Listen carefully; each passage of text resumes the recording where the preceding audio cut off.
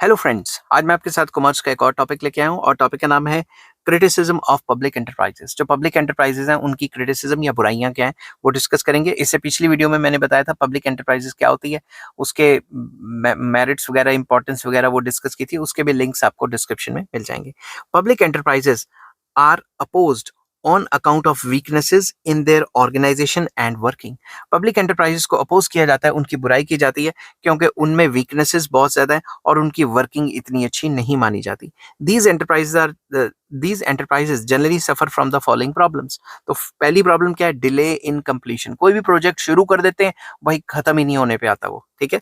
Often a very long time is taken in the establishment and completion of public enterprises. जब भी कोई सरकारी कंपनियां काम शुरू करती हैं या एस्टैब्लिश करनी होती है कोई सरकारी कंपनी, वो काफी लंबा टाइम ले लेती है अपने काम को कंप्लीट करने के लिए। Delay in the completion leads to increase in the cost of establishment and benefits extracted from them are delayed. तो सिंपल वर्ड्स में, अगर सरकारी कंपनी बनानी ही शुरू कर रहे हैं तो वो 10 साल के बाद बन रही है, 5 साल के बाद बन रही है, तब तक तो कंपटीशन ही ऊपर नीचे हो जाएगा, मार्केट की कंडीशन चेंज हो जाएगी। तो कंप्लीशन में डिले कर देती हैं। दो टाइप का कंप्लीशन आ गया इसमें। एक तो सरकारी कंपनी खुद बनने में काफी डिले हो जाती है, दूसरा जो भी सरकारी कंपनी को काम सौंपो वो भी काफी डिले कर देती है। समझ गई बात? तो दोनों तरीके से डिले नुकसानमंद रहता है। नेक्स्ट आ जाता है faulty evaluation. Public enterprises are in some cases set upon political consideration. जो पब्लिक एंटरप्राइजेस हैं वो ज्यादातर सेट की जाती हैं पॉलिटिकल कंसिडरेशन से। जो भी सरकार चाहती है उनसे उसी टाइप का काम करवाती है। There is no proper evaluation there is no proper evaluation of demand and supply and expected costs and benefit। जब भी ये कंपनी बनाई जाती है तो प्रॉपर कोई डिमांड एंड सप्लाई की इवैल्यूएशन नहीं की जाती, कॉस्ट और बेनिफिट जो है वो नहीं देखा जाता। बस किसी बंदे को सरकार में कोई इंपॉर्टेंट पोजीशन होल्ड करता है, प्राइम मिनिस्टर या कोई इस टाइप का, उसको लगा कि इस टाइप की सरकारी कंपनी फायदे में रहेगी तो वो इसी पे काम करना शुरू कर देता है और सारा सरकारी खजाने को खाली कर देता है इस टाइप की कंपनी को बनाने में। There is no clear cut objectives and guidelines. कोई क्लियर कट ऑब्जेक्टिव्स गाइडलाइंस भी नहीं होते, टाइम टू टाइम वो अपनी मर्जी करते हैं। In the absence of proper project planning there is under utilisation of capacity and wastage of natural resources.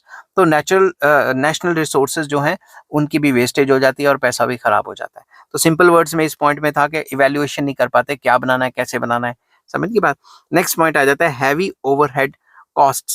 Public enterprises often spend huge amounts on providing housing and other amenities to employees। यहाँ पे जो उनको criticise करने वाले हैं कि भाई सारा खर्चा तो एम्प्लॉइज पे ही कर देते हैं वो, तो अपना प्रॉफिट कहाँ से कमाएंगे। Though such investment is useful for employees, but it takes away large part of capital and project suffers from financial difficulties।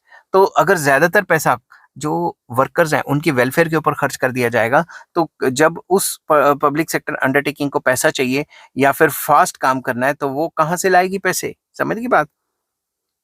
Next, poor returns. Majority of public enterprises in India are incurring losses.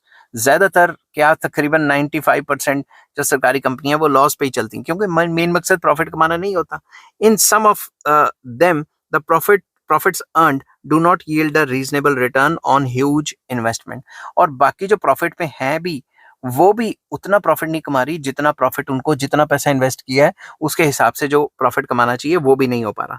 Lack of effective financial controls, wasteful expenditure and dogmatic pricing policy result in losses. तो losses की वजह ये बताया गया कि financial control नहीं होता, खर्चे ज्यादा हो जाते हैं कंपनियों में, या वेस्टफुल खर्चे कर देती है कंपनियां, या फिर प्राइजेस अपनी मनमर्जी से तय करती हैं, मार्केट को नहीं देखती, इस हिसाब से उनको लॉसेस होते हैं।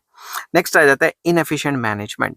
Due to excessive centralization of authority and lack of motivation, public enterprises are managed inefficiently। क्योंकि अब सरकारी एम्प्लॉयज होंगे, वो उनको काम करो ना करो आपको पता है तनख्वाह तो मिल ही जानी है। समझ गए बात? High level posts are often occupied by the persons lacking necessary expertise but enjoying political support।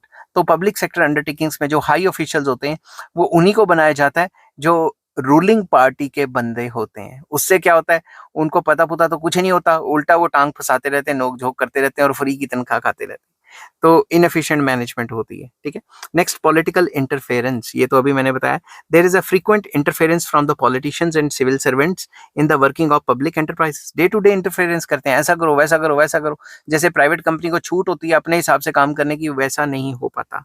Such interference leaves little scope of initiative and freedom of action. तो जो बंदे होते हैं, जो एम्प्लॉयज होते हैं, वो अपने हिसाब से काम नहीं कर पाते, वो मतलब उनके काम में काफी ज्यादा प्रॉब्लम्स आ जाती हैं।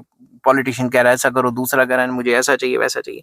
Public enterprises enjoy little autonomy and flexibility of operations। उनके पास कोई ज्यादा autonomy या freedom नहीं होती कि वो अपने हिसाब से काम कर सके। There is rigid control over them। उनके ऊपर काफी सख्त कंट्रोल रहता है कि इन्हीं रूल्स रेगुलेशंस के हिसाब से काम करना है। नेक्स्ट है लेबर प्रॉब्लम्स। हर तीसरे दिन हड़तालों पे बैठे होते हैं उनके labours. In the absence of proper manpower planning, public enterprises suffer from ओवरस्टाफिंग। उनके पास मैन पावर प्लानिंग प्रॉपर तो होती नहीं है, तो उनके पास ओवरस्टाफिंग बहुत ज्यादा होती है, क्योंकि एक मिनिस्टर आया उसने अपने बंदे सेट कर दिए, दूसरा मिनिस्टर आया तो उसने अपने बंदे सेट कर दिए, तीसरी पार्टी की सरकार आई उसने अपने बंदे सेट कर दिए। ये नहीं देखा कि वो जॉब्स वहां पे चाहिए भी या नहीं चाहिए, अपने रिलेटिव्स को घुसाने के लिए नई नई पोस्ट क्रिएट कर देते हैं, ठीक है। Jobs are created to fulfil the employment goals of the government. Government के एम्प्लॉयमेंट गोल्स को फुलफिल करने के लिए रखे होते हैं, तो लेबर प्रॉब्लम्स भी होती है, ओवर स्टाफिंग भी बहुत ज्यादा होती है उसमें, ठीक है। तो आई होप ये वीडियो आपको पसंद आई होगी। अगर पसंद आती है तो please like share and subscribe. इस चैप्टर के बाकी लिंक्स आपको डिस्क्रिप्शन में मिल जाएंगे। और नेक्स्ट टॉपिक मैं कराऊंगा departmental undertaking. Till then take care, bye bye.